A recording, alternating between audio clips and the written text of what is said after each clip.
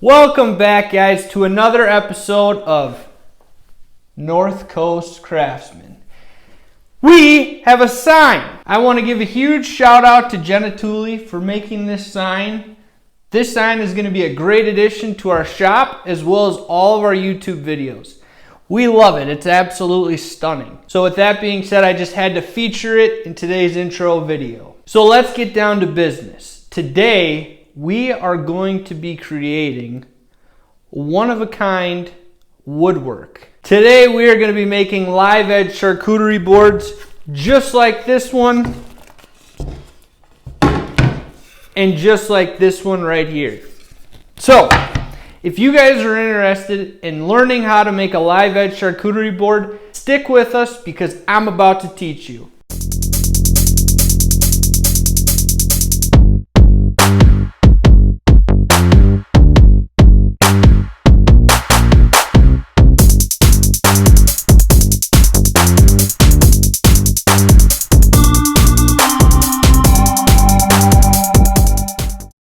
Very first step getting started is going through your scrap pile and finding something that you think would make a nice charcuterie board.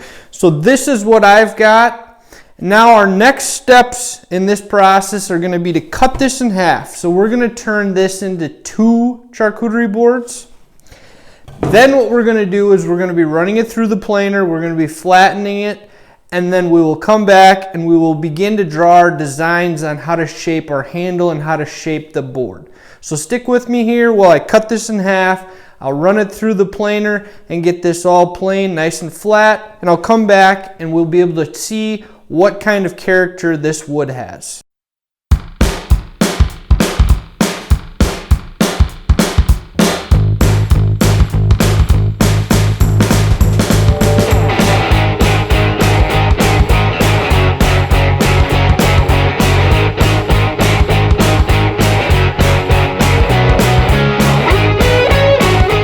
So guys, now that we have our boards planed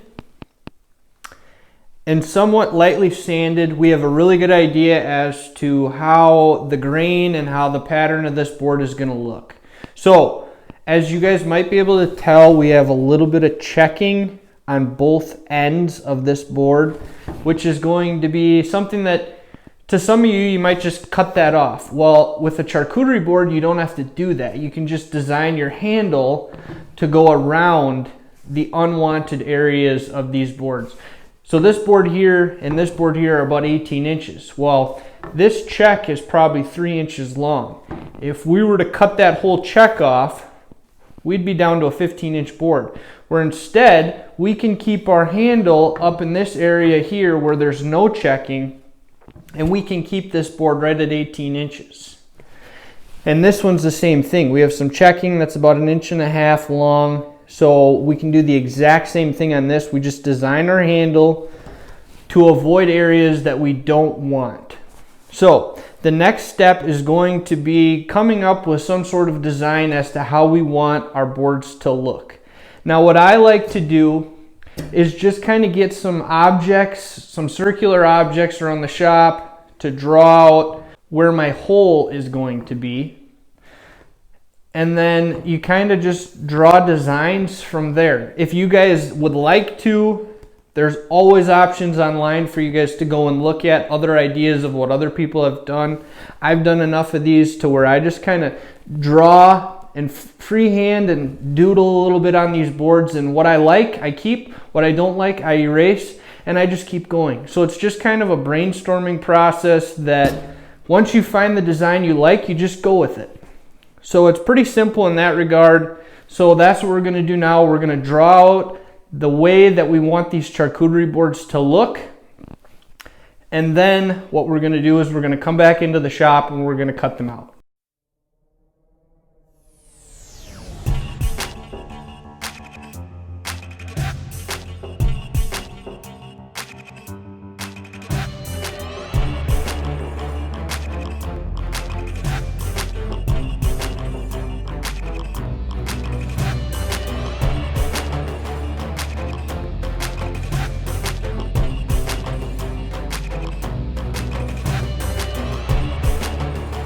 We now have our charcuterie boards cut and routed, the next step is going to be to sand. So the one thing I didn't show you, but I'm going to explain now, is this. After you run your boards through the planer, cut them and router them, make sure they have at least 24 hours to sit where you don't touch them. The reason you want to do this is because they will have a tendency to warp or shift just a little bit. So if you do all of your sanding prior to that, when it's all said and done, you're going to have a finished product and it's no longer going to be flat. So you're going to want to wait just a little while before you do your sanding. That way you can get this board back to flat. So my boards didn't shift much in the 24 hours that I've waited, but they did shift a little bit. So we're going to have to take care of that with sandpaper.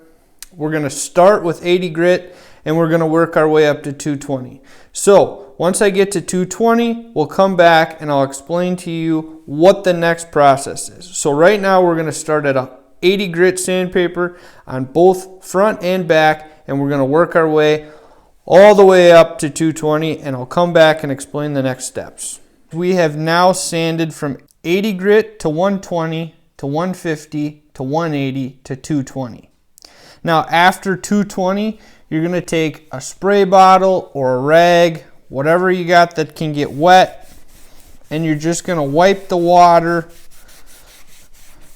onto the board. You're going to do this front, back, sides, the whole board. Now what this does is it's going to raise the grain of the wood. So if you feel this, it should feel a little bit fuzzy. Now once this dries, you're going to take 220 grit sandpaper again, and you're just going to knock off the fuzz. So what that does is when this board gets wet, it's not going to raise the grain anymore. And with this being a charcuterie board, odds are it's going to get wet when you wipe it down. So we're going to do that to this board as well, and then we're going to turn it over once the top is dry, and we're going to do the backs. Then we're going to take 220 grit sandpaper, we're going to sand that again, we're going to come back in, we're going to do this one more time, and then we're going to hit it with 340. And then we're done. We're ready for finish. We are now done sanding, and we have two almost completed charcuterie boards. The only thing we have left to do with these boards is put the finish on them. Now, if anybody is confused as to how we got to this point, I'm going to go back over our steps. Step number one is going to be going through your pile of wood to see what you think you have to create this one-of-a-kind piece of woodwork, the charcuterie board. When you're done picking out your board, the next thing you're going to do is run it through your planer and get it flat. After that, you're going to pick out some sort of design like this, or like this, or any other combination that you might think is interesting or something that you like. And after that, what you're going to do is draw that on your board and cut it out. When you are done with that, make sure that you let your piece rest for at least 24 hours so that it has time to move again once you shed some of the top coat off of the board. This is very critical because if you go and sand before your board has moved again, you will not have a flat board. When you've waited at least 24 hours, you can now begin sanding and making your board flat again.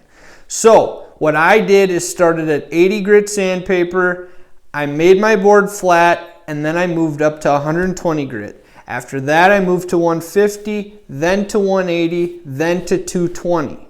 Once I got to 220, I did a wet sand. I went back, sanded again with 220, Then I wet it again and sanded it with 340. When I was done sanding with 340, this is the product that you get. The product is ready to put the finish on. So guys, with that being said, this is the end of the video. I'm not going to show you today putting the finish on because I am actually out of the finish that I use on my charcuterie boards and my cutting boards. So next week when you guys tune in, I'm going to be showing you how to make this homemade finish. Then I will be showing you the product going on these charcuterie boards. So if you guys stay tuned for next week's video, you guys are going to get to learn how to use this new finish as well as learn how to make this new finish. Subscribe to our YouTube channel, like our Facebook and Instagram page. It's all North Coast Craftsman. I hope you guys enjoyed this video. I hope you guys will stay tuned for next week's video where we learn how to make a beeswax and mineral oil finish because it's going to be fun.